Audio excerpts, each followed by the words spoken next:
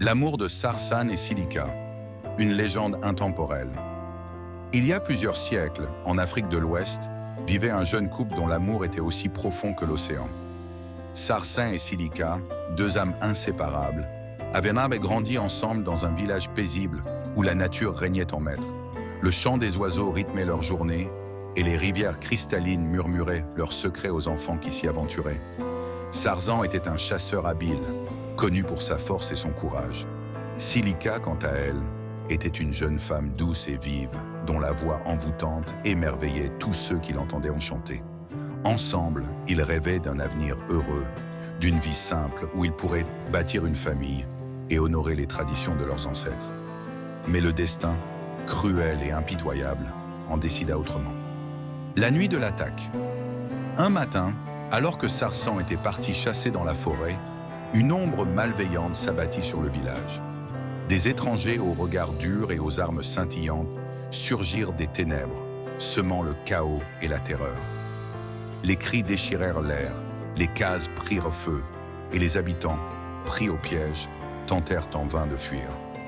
Cilica se débattit de toutes ses forces lorsque des mains brutales s'abattirent sur elle.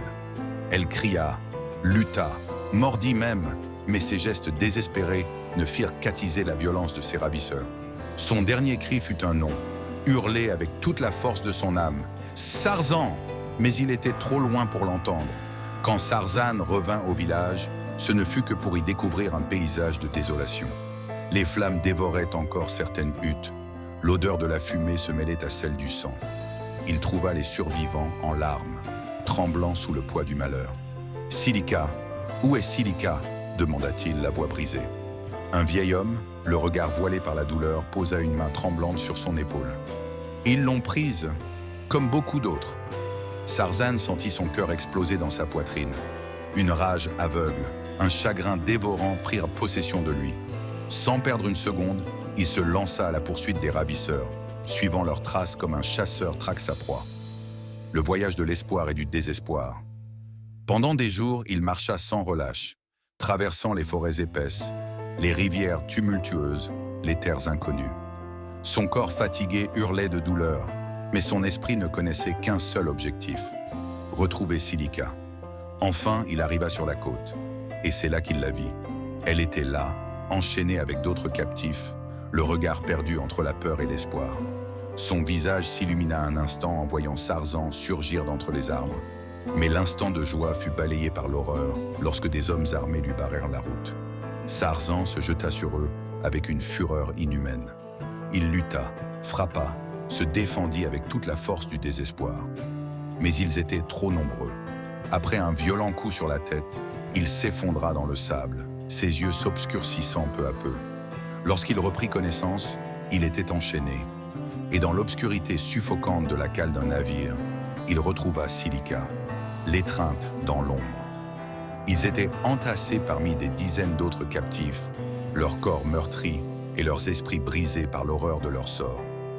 L'air était lourd, chargé d'une odeur insoutenable, et seuls les sanglots étouffés brisaient le silence pesant. Sarzan trouva Cilica et la serra contre lui. « Je suis là, murmura-t-il, baisant son front tremblant. « Je savais que tu viendrais, chuchota-t-elle, les larmes coulant sur ses joues. Ils restèrent ainsi, enlacés dans l'obscurité, essayant de puiser un peu de chaleur dans leur amour. Malgré la peur, malgré la douleur, ils se promirent de ne jamais se quitter. Mais le destin, une fois de plus, s'apprêtait à les séparer. La tempête du destin. Une nuit, alors que le navire fendait les eaux noires de l'océan, le ciel s'assombrit. Le vent se leva, les vagues gonflèrent, et bientôt, une tempête titanesque éclata. Le tonnerre rugit comme un monstre déchaîné, la mer se déchaîna avec une violence inouïe. Dans la cale, les cris des captifs se mêlèrent au fracas des vagues qui s'engouffraient dans le navire. Les chaînes cédèrent sous la force du tumulte. Sarzan attrapa la main de Cilica. « Ne me lâche pas !» cria-t-il. « Jamais !» répondit-elle, serrant ses doigts avec force. Mais une vague gigantesque fracassa la coque.